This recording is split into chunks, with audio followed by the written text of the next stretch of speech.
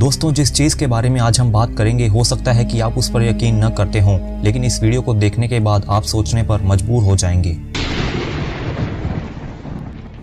जी हाँ दोस्तों, इस वीडियो में मैं आपको जलपरी के बारे में बताऊंगा। बहुत सी सच्ची घटनाएं और वीडियो के लास्ट में आपको कैमरा में रिकॉर्ड हुई कुछ असली फुटेजेस भी दिखाई जाएंगी, क्योंकि इस वीडियो का मकसद सिर्फ अपने सब्सक्राइबर्स बढ़ाना और लोगों को पागल बनाना बिल्कुल नहीं है। बचपन से ही हम जलपरी के बारे में सुनते आ रहे हैं और साथ ही विश्व में कई मूवीज भी इसी के ऊपर बेस्ड हैं। सबसे पहले आप ये बात जान ले कि जलपरी या मरमेड, जिसे मत्स्य कन्या या मत्स्यांगना भी कहते हैं, वो इतनी सुंदर नहीं होती जितना कि आकर्षक उन्हें फिल्मों में बनाकर पेश किया जाता है। नॉर्वे की 13वीं शताब्दी की पांडुलिपि में इन प्राणियों को कयामत का डरावना हाहाकार बताया गया है। प्रकृति में बहुत से रहस्य हैं जिनसे आम इंसान अनजान है। आज तक इंसान केवल समुद्रों के 5% हिस्से को ही एक्सप्लोर कर पाया है। बाकी के 95% हिस्से में और उससे भी नीचे क्या है, ये अभी भी एक रहस्य है। जलपरी या मरमेड भूलोक से नीचे का एक जीव है जिसके शरीर का ऊपरी भाग एक इंसान की तरह होता है और नीचे का भाग एक समुद्री जीव की तरह। इतिहास में इन जीवों को देखे जाने की कई सत्य घटनाएं मिलती हैं। अगर आप इन जीवों पर 1% भी विश्वास करते हैं तो वीडियो को देखने के बाद आप 100% विश्वास करेंगे। चलिए अब आपको कुछ ऐसे ही सबूत दिखाते हैं जिसे देखकर आपका भ्रम दूर हो जाएगा। जापान के तेंत्स्योहु कोशा तीर्थ के अंदर एक ऐसा कंकाल है जो कि बिल्कुल मरमेड की तरह है। यह कंकाल लगभग 1400 साल पुराना है। इस कंकाल की बनावट बहुत ही विचित्र है जो कि इंसानों से मेल नहीं खाती। इसके अलावा जापान में ryuguzi मंदिर बहुत ही प्रसिद्ध है जहां पर जलपरी की हड्डियों के अवशेष मौजूद हैं। पोलैंड की राजधानी वारसा से 200 किलोमीटर की दूरी पर व्हाइट लेक के पास एक विचित्र कंकाल मिला है, जिसे देखकर यह दावा किया जा रहा है कि यह एक जलपरी का ही कंकाल है। इस कंकाल के भी मिलने से पहले वहां पर जो कहानी प्रचलित है उसे सुनकर आप भी चौंक जाएंगे।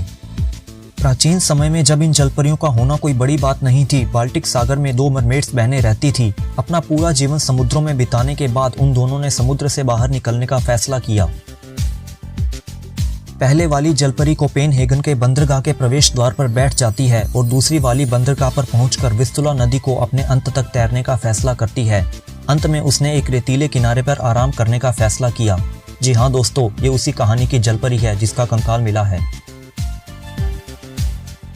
स्कॉटलैंड में भी एक कहानी बहुत ही प्रचलित है। सन 1830 में एक जवान लड़के ने चट्टानों पर फेंककर एक जलपरी को मार डाला था।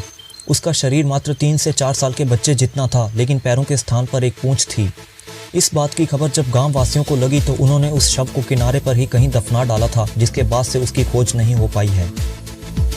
फिजी मरमेड एक जलपरी का कंकाल था जिसे 1822 में सैमुअल बैरेट ने जापानी नाविकों से खरीदा था। उस समय उन्होंने इसे मछुआरों से खरीदने के लिए $6000 दिए थे, यानी आज की अर्थव्यवस्था के अनुसार देखें तो करीब $1,37,000 में उन्होंने इसे खरीदा था। उन्होंने इसे लंदन में प्रदर्शनी लगाकर लोगों को दिखाया था। फिजी मरमेड के अलावा इसे बैंफ मरमैन के नाम से भी जाना जाता है क्योंकि इसके चेहरे पर मूंछें थी। असली कंकाल 1842 में न्यूयॉर्क की प्रदर्शनी में आग लग जाने के कारण गायब हो गया था, जिसके बाद से लोगों ने इसके फेक होने का दावा करना शुरू कर दिया। क्रिस्टोफर कोलंबस का नाम तो आपने सुना ही होगा, जिन्होंने अमेरिका की खोज भी की थी। उन्होंने सन 1493 ईस्वी में हैती के तट पर 3 मरमेड्स का सामना करने का दावा किया। उन्होंने अपने लेख में लिखा था कि वे उतनी सुंदर नहीं हैं जितना कि कहा जाता है, क्योंकि उनके चेहरे पर पुरुषों जैसे कुछ लक्षण थे। कोलंबस एशिया के लिए किसी पश्चिम मार्ग की खोज के लिए अपने 3 जहाज़ों के साथ समुद्र में सफर कर रहे थे। रोमन लोग इन जीवों को मरमेड्स नहीं, नीरीड्स के नाम से जानते हैं। खोजकर्ता जॉन स्मिथ भी एक जलपरी के लिए पानी में कूद गए थे, जिसे सन 1614 ईस्वी में न्यू फाउंडलैंड के तट के पास देखा गया था। लेकिन जब वह पानी का जीव उन्हें घूरते हुए धीरे धीरे उनकी तरफ बढ़ने लगा तो स्मिथ को एहसास हुआ कि वह आधी मछली थी और वे जल्दी से पानी से बाहर निकल आए। इसके अलावा 1603 ईस्वी में पेंडाइन वेल्स के तट पर थॉमस रोनाल्ड नामक एक किसान ने एक इंसानों जैसी मछली के देखे जाने का दावा भी किया था। सन 2014 ईस्वी में न्यूजीलैंड के दक्षिणी तट पर मछुआरों के एक समूह ने एक जलपरी के अवशेष देखे। वहां की लोकल अथॉरिटीज को इसकी सूचना मिलने के बाद उन्होंने छानबीन कर बताया कि वह अवशेष पूरी तरह से एक इंसान के नहीं थे। मानव की तरह दिखने वाले उस अवशेष में समुद्री जीवों के भी लक्षण थे। सन 1967 ईस्वी में ब्रिटिश कोलंबिया में नौका सवारों ने मेयोन द्वीप के तट पर आराम कर रही एक अजीब सी महिला को देखने का दावा किया था, जो कि आधी मछली थी और आधी महिला। सन 1890 में स्कॉटलैंड के डेनर्स के पास नेवार की खाड़ी एक विशेष मत्स्यांगना के दर्शन के लिए हॉटस्पॉट बन गई थी। लोगों ने दावा किया कि पूंछ के साथ एक 7 फीट लंबा मानव जैसा प्राणी रात में किनारे की चट्टानों पर चढ़ जाता है। 1608 ईस्वी में खोजकर्ता हेनरी हडसन ने एक पत्रिका में लिखा था कि नॉर्वे के पास बेरिंग सागर में नौकायान करते हुए उन्होंने अपनी नाव के चारों ओर सफेद चमड़ी और काले बालों वाली मरमेड्स का एक समूह देखा है।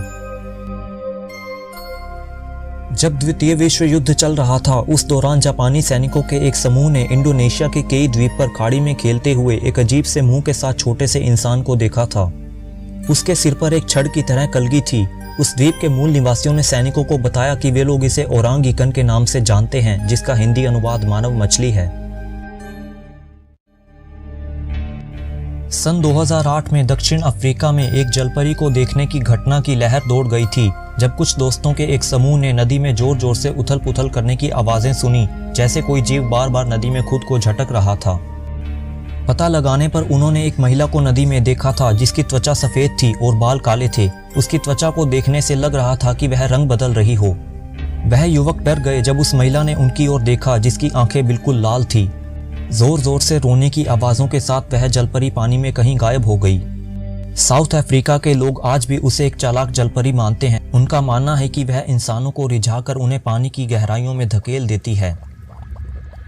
दोस्तों, अगर इतना कुछ देखने और सुनने के बाद भी आपको इन जीवों पर विश्वास नहीं है तो इजिप्ट की गुफाओं की इन 7000 साल पुरानी आकृतियों को देख लीजिए, जो कि आधे इंसान और आधी मछली की तरह लगती हैं। कुछ लोग इन पर तीर चलाते हुए भी दिखाई दे रहे हैं। इन्हें देखकर हम ये नहीं कह सकते कि जलपरी एक कल्पना है। कई देशों की दंत कथाओं के अलावा यदि हिंदू पौराणिक कथाओं पर भी नजर डालें तो इनका जिक्र हमें महाभारत और रामायण के थाईलैंड व कंबोडिया के संस्करणों में भी देखने को मिलता है, जिसमें रावण की बेटी सुवर्णमुच्छा का उल्लेख किया गया है, जो कि एक जलपरी थी। महाभारत के अनुसार अर्जुन की पत्नी उलूपी का भी जलपरी के रूप में वर्णन मिलता है, जो कि एक नाग कन्या थी और पानी में रहती थी। महाबली भीम के भी पाताल लोक में जाने का उल्लेख मिलता है। वीडियो के सेकंड पार्ट में आपको ऐसी फुटेजेस दिखाई जाएंगी जो किसी भी तरह से झूठी साबित नहीं हुई और इन जीवों के काल्पनिक न होकर सत्य होने का दावा करती हैं। जानकारी अच्छी लगी हो तो वीडियो को लाइक और चैनल को सब्सक्राइब करना मत भूलिएगा।